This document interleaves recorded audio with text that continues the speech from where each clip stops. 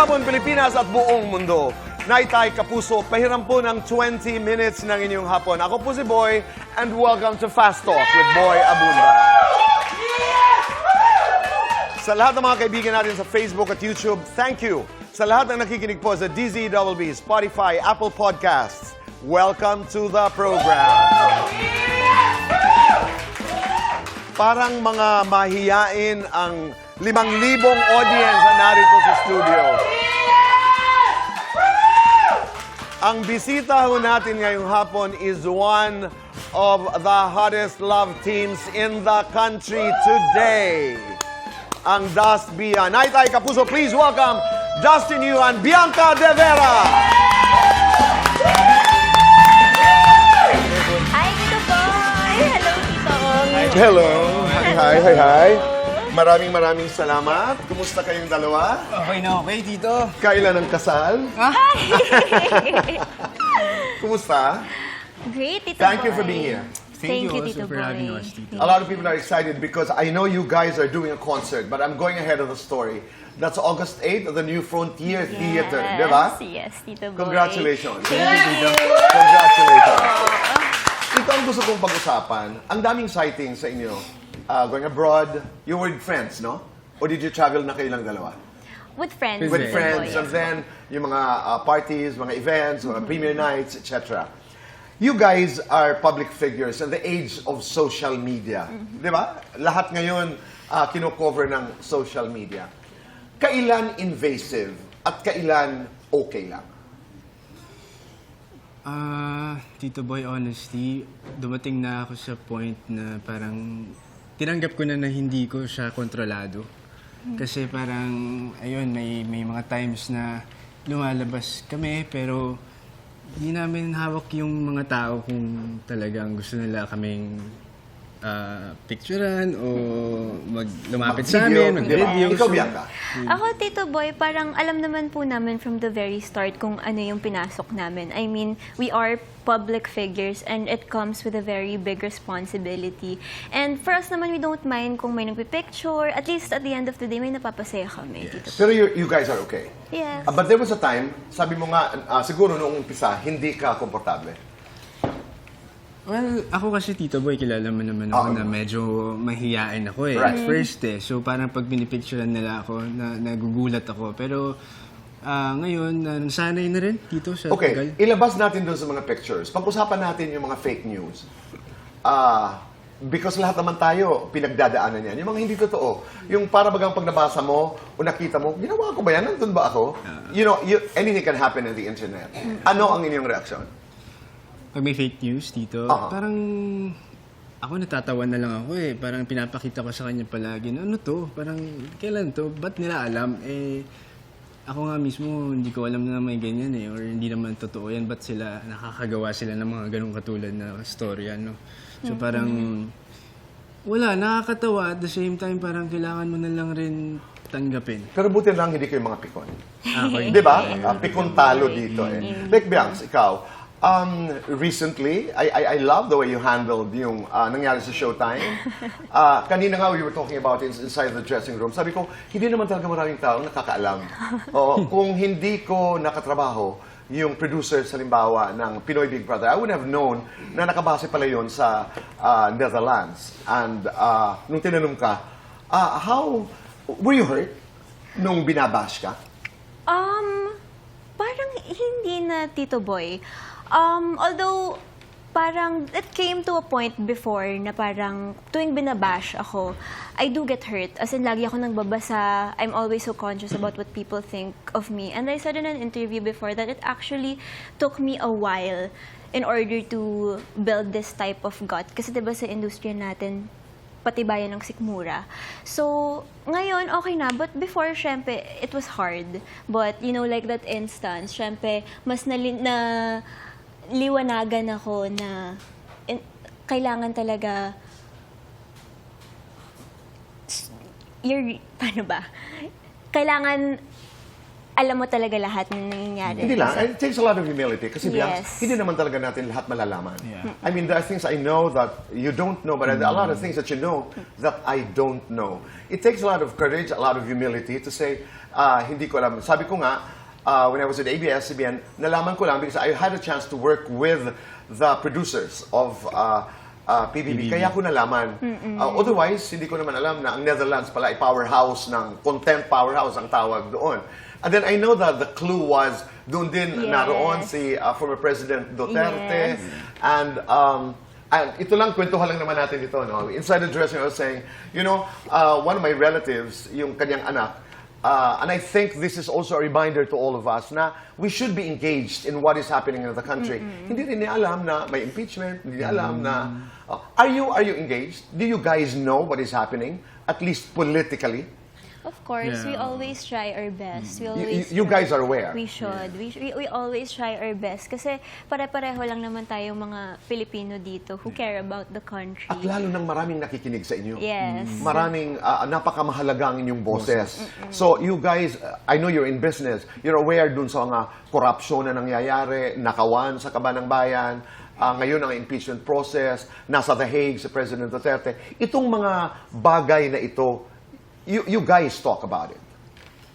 Publicly, dito. Eh, hindi naman publicly, privately, kayo. Oo, kami You do. ni Bianca, lagi namin nagiging topic yan. Okay. Kanina sinabi mo, Bianca, yung bashing nung umpisa, medyo naapektuhan ka. Pero ngayon, you found the way na, okay, this is the way I'm gonna handle this. Pero yung mga unfriending, yung mga unfollowing, ano yun? I mean, how do you live with this? Ganito kasi, ang ano ko, Dustin, pag in-unfriend, parang ang laking bagay sa inyo. Well, ako, I don't think I've ever done that. Yung unfollowing a person or unfriending. You haven't done that? I haven't. But is that a At big thing? least, for me, parang, kunwari sa IG or like on social media platforms, for me, nasa tao naman kung gusto nila yun gawin. Kasi ako, alam ko for some people, like my friends, kasi para sa sarili nilang peace yun. But personally, Dustin and I, we don't need to do that anymore. Pero pag may nag-unfriend at may nag-unfollow, you take offense? Is that an insult?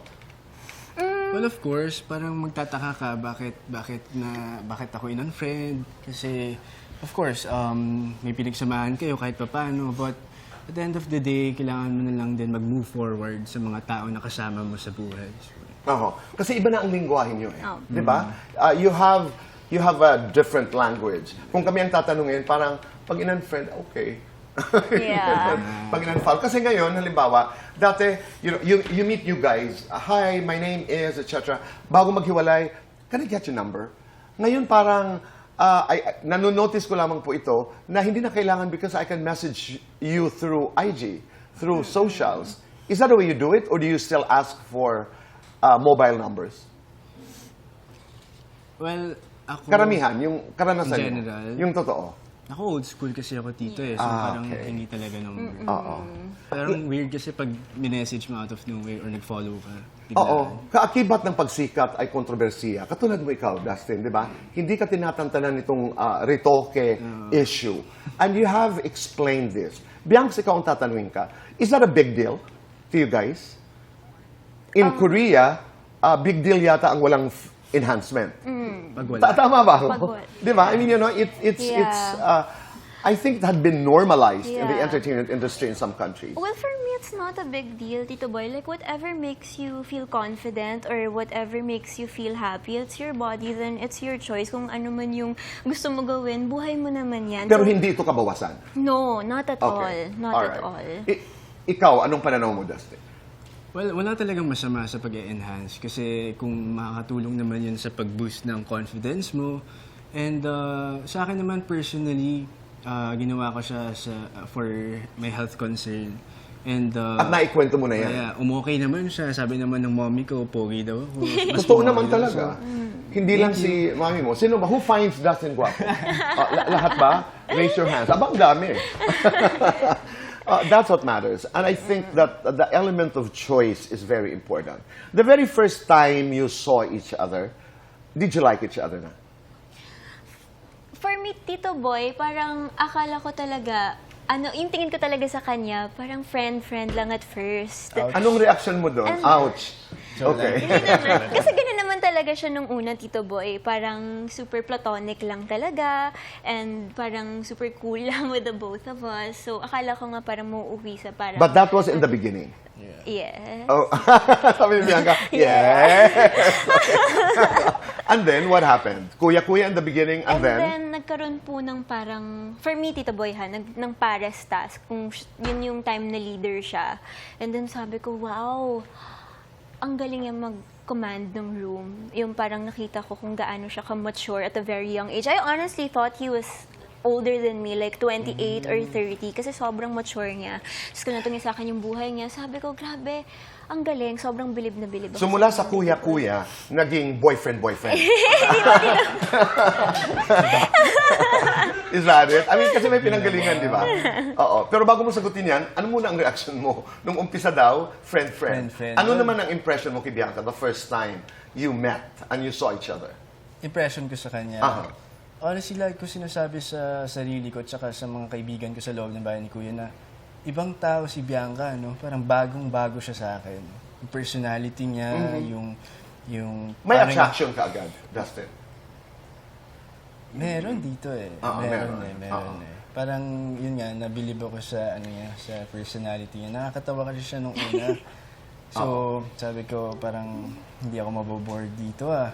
Parang masarap siya kausap palagi ah. So, Totoo nga. You discovered that. yeah, super. Okay. Honestly. So anong sagot? Mula sa kuya-kuya, naging boyfriend-boyfriend. Hindi naman, Tito Boy. Parang ano, I really found so much comfort every time I spoke to him inside the house. Kasi syempre, isolated kami. So parang meron talaga mga instances na parang medyo mababaliw ka talaga kakaisip. But then, na-discover ko na every time I spoke to him, I felt so at home. Pero there was a time na maraming taong nag-iisip na ang type mo si Ivana at saka si Kira. Paano, di ba? Ako lang ba ang, hindi ha, sinabi natin yan. May mga nag-iisip noon, paano napunta kay Bianca? Or mali yung impression na yon? Honestly, Tito, nagulat na lang din ako paglabas. But I'll be honest also na si Ivana kasi naging happy crush ko way back pa. Nung Anong hindi ibig pa ako sabihin ng showbiz. happy crush? Parang, siyempre, lagi ko siya nakikita sa social media. Ito pa yung sobrang peak talaga na parang Okay. Ivana, Alawi, sabi ko.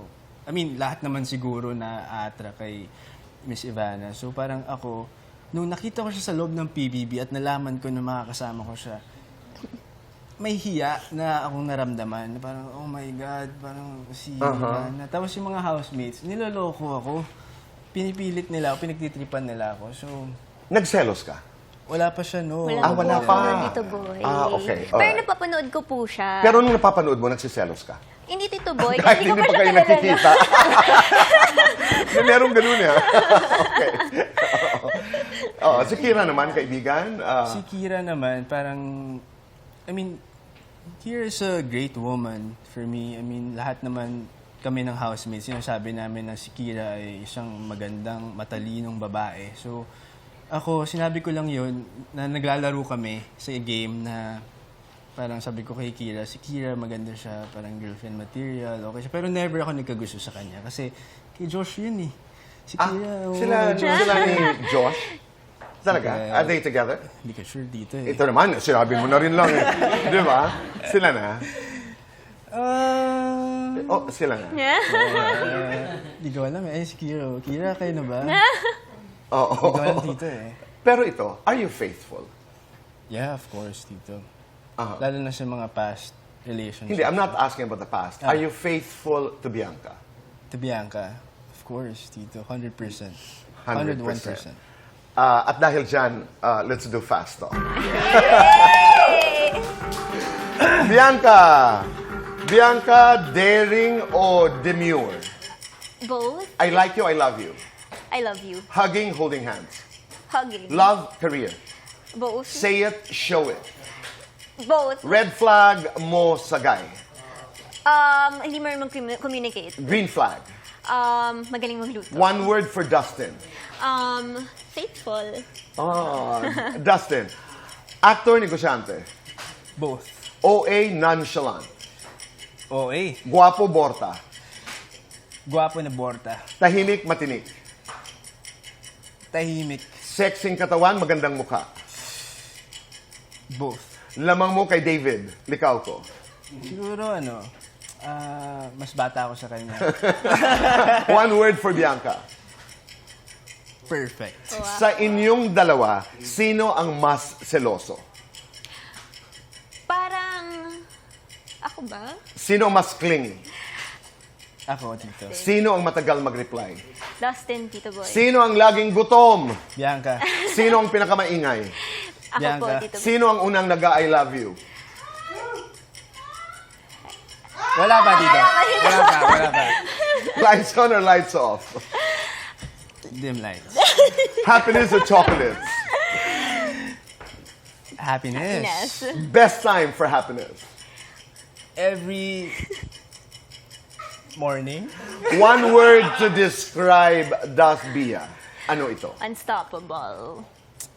Consistent. Yeah. Ako ito ang gusto ko lang itanong. Sabi ni Bianca, one word to describe Dustin, faithful. Paano siya magiging faithful kung hindi na kayo? Kasi ang itatanong ko sana, yes or no, kayo na ba talaga? Ang kasagutan po sa pagbabalik ng Fast Talk with Boy Abunda.